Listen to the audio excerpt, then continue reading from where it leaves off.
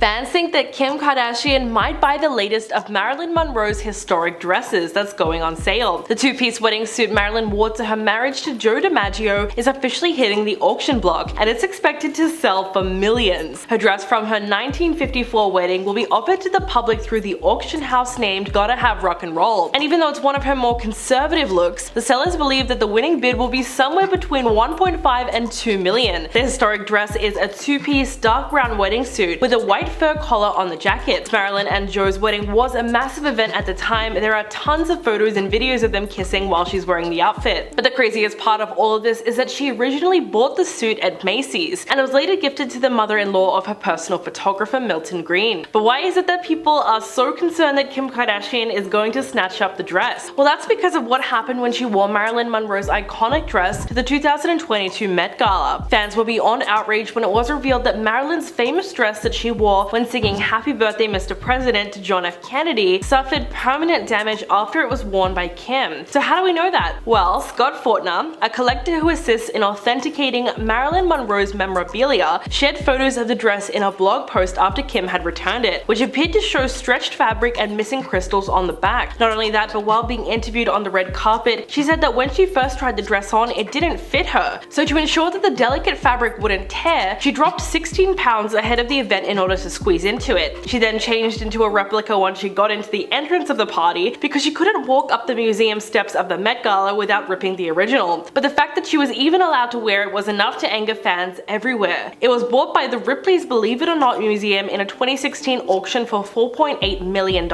and is usually kept in a darkened, temperature-controlled vault at 40 to 50% humidity, all to preserve that delicate fabric. Even the way it was created is insane. French designer Jean-Louis made the iconic dress by dyeing the fabric a nude color to perfectly match Marilyn's skin tone. The idea was to come as close to the illusion of nudity as possible. He also created the dress by sewing it straight onto her body while she was naked, which is why to this day we can still see what her exact proportions look like in real life. So of course people were fuming that Kim permanently damaged the dress, especially because when you consider the design of it, the fabric is quite literally irreparable. The craziest thing is ahead of the event, Kim tried to reassure fans that she would not be altering the dress in any way. Now we know how that turned out. She told Vogue, "I'm extremely respectful to the dress and what it means to American history." She also said that she would never sit in it or eat in it or wear the kind of body makeup that she usually does. But even though all the right precautions were taken, I think the biggest red flag should have been the fact that Kim couldn't even walk up the steps in the dress without tearing it. Some of the blame though has to go on Ripley's museum for loaning her the dress in the first place. Many fans called them out for being irresponsible and just trying to grab publicity for the museum. Even the International Council of Museums came out criticizing the reality star for her outfit choice. They released a statement saying historic garments should not be worn by anybody,